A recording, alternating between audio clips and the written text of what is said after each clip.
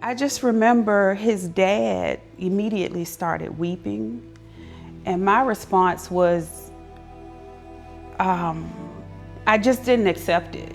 I did not accept what the doctor said. This is not terminal, is what I was thinking. And in fact, I told his dad, I said, don't say that, because he was saying stuff like, we're gonna lose this boy. And I said, don't say that. That's not true. And I told the doctor, because he told me that no child had ever survived this tumor. And I said, well, my son can be the first to survive it. My name is Symmetria Alcam, and I'm a mom of 4. I have 3 daughters and 1 son. I'm an author. I wrote this book here, and I'm a working mom, a life and health coach, and I was a wife, but I'm recently divorced. Okay, so my book, It's Not Till Death Do Us Part. So since I was a little girl, I've always wanted to write a book.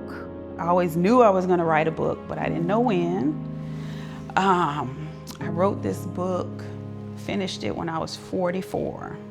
So last year in May. And what brought me to write this book is because I had been married we were married for 17 years, but we knew each other for 22.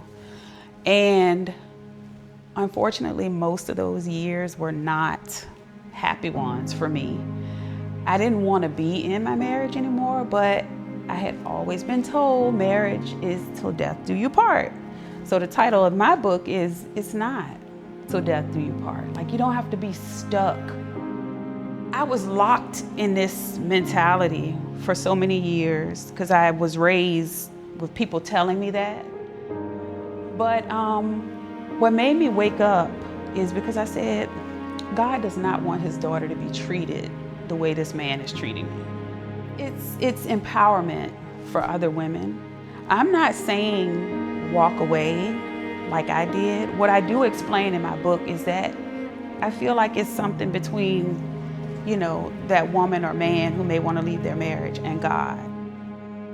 I had just published my book on May 21st of 2024, and about a week later, I noticed my son, like, he was dragging his left leg and his speech was slurred.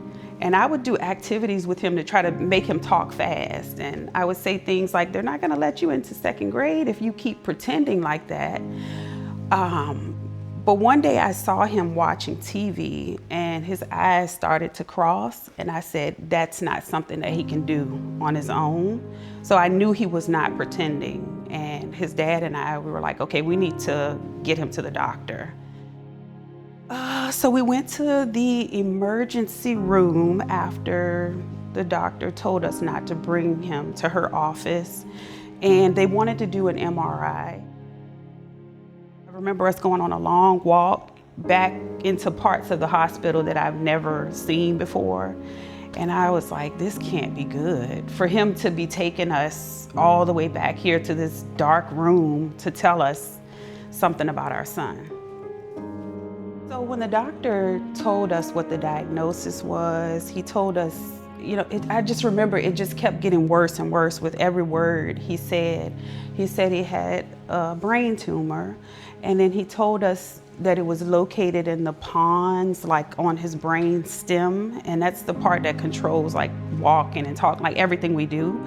And he said that it's inoperable. So, I'm like, okay, it's getting worse and worse. And then he said it's terminal.